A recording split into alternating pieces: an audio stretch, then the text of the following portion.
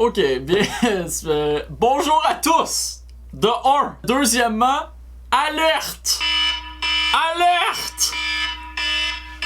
Cette vidéo ne se veut pas à caractère humoristique, ok? Donc si ça vous intéresse pas, faites-vous pas chier. Je serai de retour bientôt avec le programme habituel. La blague. Cette vidéo-là était attendue par plusieurs. J'ai vraiment été occupé dans les dernières semaines. J'avais 6 cours à l'université, fait que j'avais pas mal juste la tête à ça.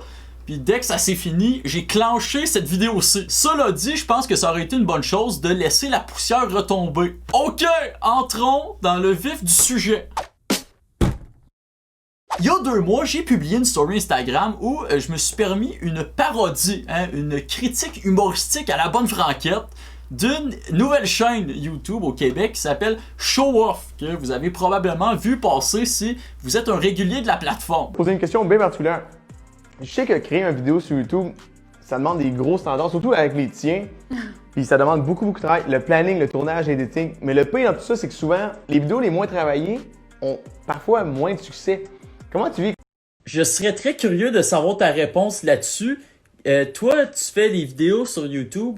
On sait qu'il y a des standards, surtout les tiens, qui sont très élevés. Est-ce que quand tu fais les vidéos, tu fais les standards? En passant, je suis pas en tabarnak après Show Off.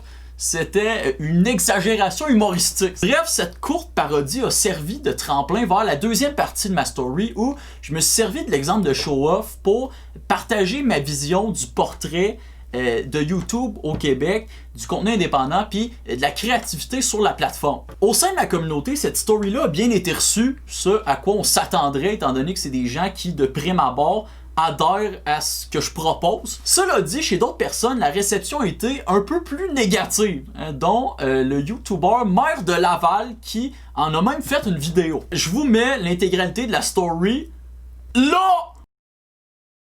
La raison pour laquelle je fais cette vidéo-ci, c'est que je trouve que 6 stories Instagram, c'était pas assez pour bien nuancer tout ce que je voulais amener.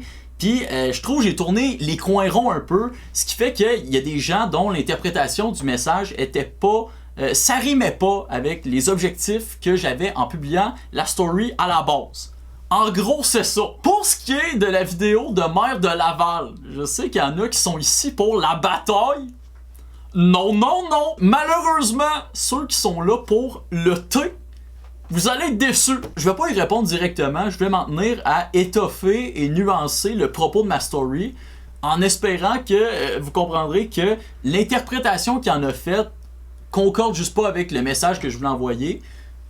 Et bon, c'est sûr, j'ai un peu ma part de tort dans tout ça. Dans ma story, l'erreur que j'ai faite, c'est que j'ai suggéré l'interprétation que je dénigrais un certain type de contenu alors que c'était pas l'objectif. Puis avoir à le refaire, certainement que je reformulerais certains passages. Selon moi, c'est juste un gros malentendu, puis c'est pour ça que j'ai pas été hostile envers lui au moment qu'il a sorti sa vidéo et que je le serai pas ici non plus. Partons du début. Si vous connaissez pas Show Off, prenez le temps d'aller voir, vous faire une tête là-dessus avant de prendre tout ce que moi je dis pour du cash. Ça, c'est de 1. Maintenant, Show Off, c'est une reprise d'un concept américain qui s'appelle Hot Ones, que personnellement, je classifierais plus dans la cause du plagiat que de reprise.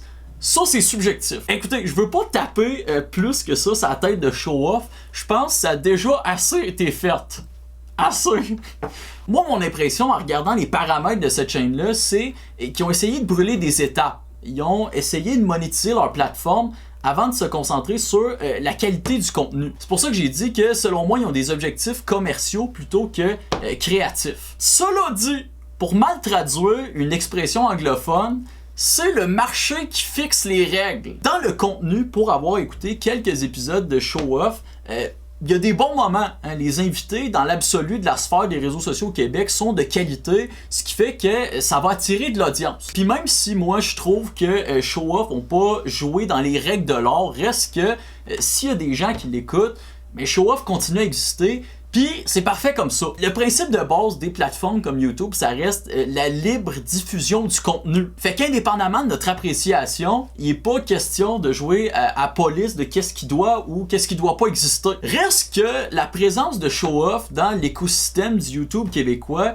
est symptomatique de quelque chose de plus large. Show-off, ça vient exemplifier un phénomène qui s'accentue tranquillement depuis 2-3 ans où plus ça va, plus le contenu qui est proposé tend, puis là c'est selon ma vision des choses, à aller dans le sens de la production de contenu plutôt que la création de contenu. Je pense qu'on peut conceptualiser ça comme un continuum où tu as un pôle production puis un pôle création et un YouTuber donné va se situer à quelque part sur ce continuum-là. Moi, ce que je remarque, puis j'ai peut-être tort, c'est que le ratio de YouTubers qui se retrouve du côté du pôle de la production de contenu est beaucoup plus élevé qu'il y a 3, 4 ou 5 ans. Et ça, au détriment nécessairement du côté création où le pourcentage baisse année après année.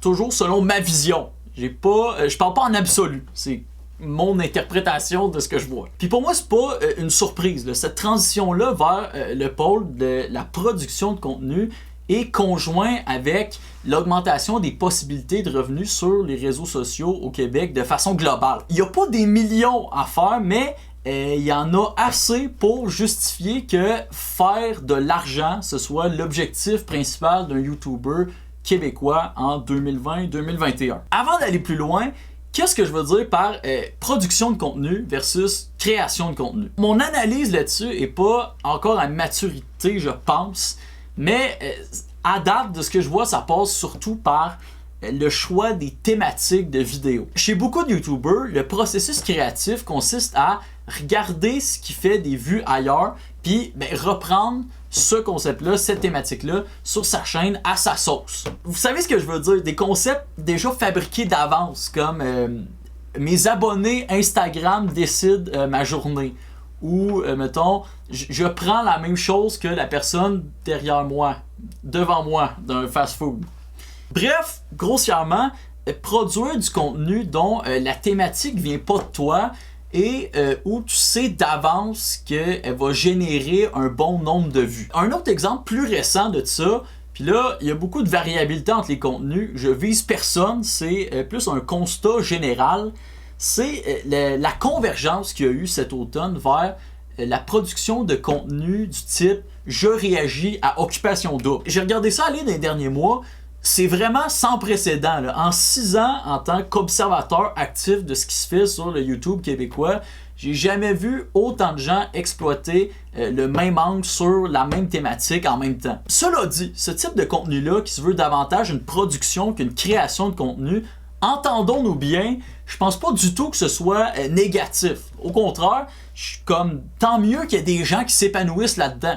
Il y en a beaucoup qui semblent avoir du plaisir authentique à filmer ces vidéos-là. 2, ces YouTubers-là génèrent souvent beaucoup de vues, donc sont plus motivés, donc plus de contenu pour les gens qui en sont fans. 3, plus d'argent investi donne souvent des meilleures vidéos.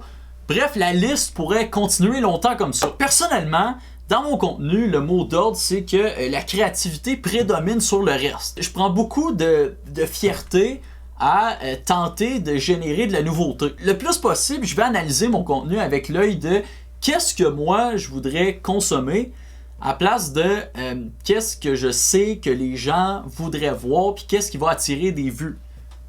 Cela étant dit, je réussis pas tout le temps, mais disons que je fais un effort conscient d'adopter cette direction-là. En parallèle, je pense qu'il y a plus de YouTubers qui veulent se l'admettre, qui favorisent la deuxième option.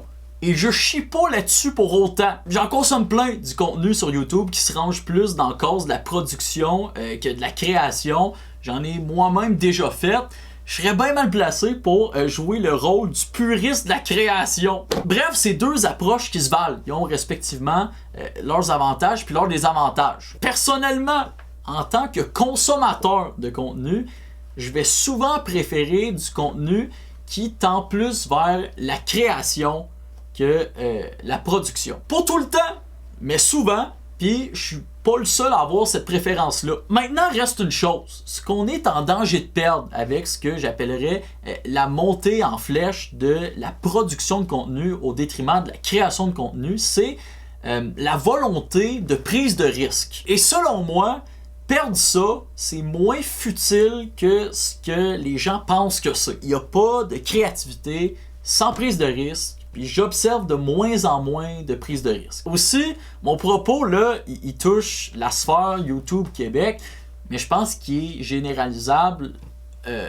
d'une manière plus globale, d'une certaine mesure.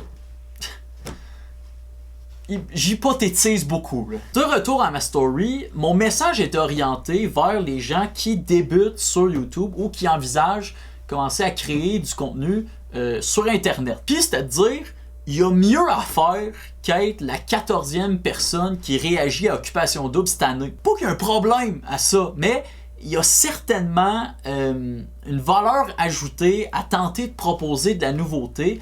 Puis c'est ce que je tentais d'encourager. C'est-à-dire, oui, il y a un modèle de succès prédominant sur YouTube en ce moment au Québec qui, favorise surfer sur les tendances, capitaliser sur les sujets qui ramènent du clic, puis minimiser la prise de risque créative.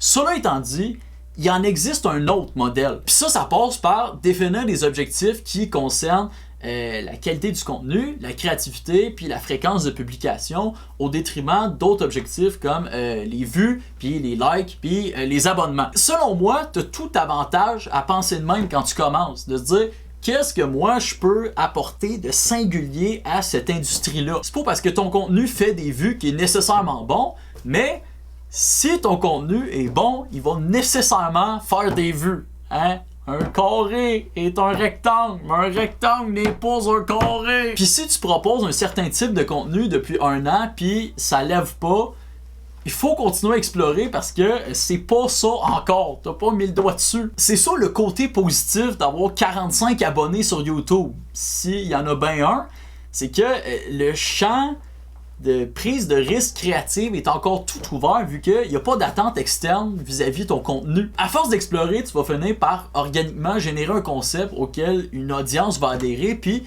à partir de là, le champ est libre pour que tu capitalises sur ton acquis. Après que ça se soit fait, va aller chercher tes views. Puis si ça donne que tu as des offres pour monétiser ton contenu, tant que ça se fait dans le respect d'un certain code éthique, vas-y puis va chercher le maximum. C'est ma vision des choses. Maintenant, je le répète, force est de constater que ceux qui veulent offrir un contenu plus, entre guillemets, travaillé, plus dans la création, qui sont plus artisans dans ce qu'ils proposent, ils sont de moins en moins nombreux. Encore une fois, ça n'enlève rien à ceux qui ne fit pas dans cette catégorie-là. Vous comprendrez que je cherche pas à dénigrer un type de contenu, je cherche plus à encourager une diversité dans ce qui est proposé. Là, on pourrait argumenter des heures sur pourquoi il y a de moins en moins de contenu, entre guillemets, travaillé sur la plateforme. Mais moi, je pense que la raison principale, c'est que les gens qui veulent se lancer là-dedans sont pas encouragés à le faire. Tu te mets à leur place, ils observent le portrait de l'écosystème YouTube Québec en ce moment, puis ils sentent pas qu'il y a une plateforme pour eux.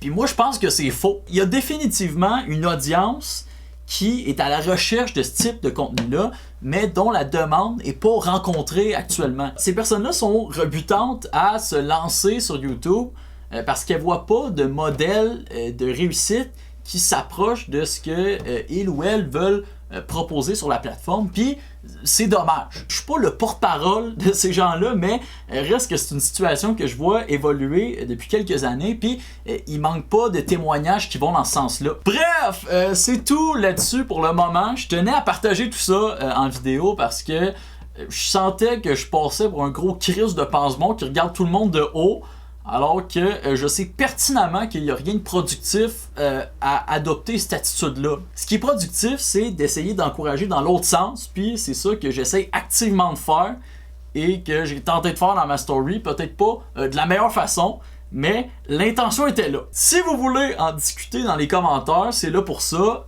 dans la nuance et le respect si possible. Je vais être là pour répondre aussi en espérant avancer le dialogue là-dessus. Comme je dis, mon idée est pas ferme, c'est une réflexion que je partage. En espérant que ça va résonner avec des gens. Peut-être que non, peut-être que je suis tout seul dans mon hostie de délire. Chose certaine, c'est pas du tout pour m'apitoyer sur mon sort. Je suis dans une très belle position, puis j'ai beaucoup de gratitude pour toute l'aventure YouTube jusqu'à date. Les choses changent, on s'adapte, on en discute, puis en espérant que ça contribue à aider des gens à leur début, comme il y a des gens qui m'ont aidé moi quand je commençais. Ok, merci à tous, et ciao!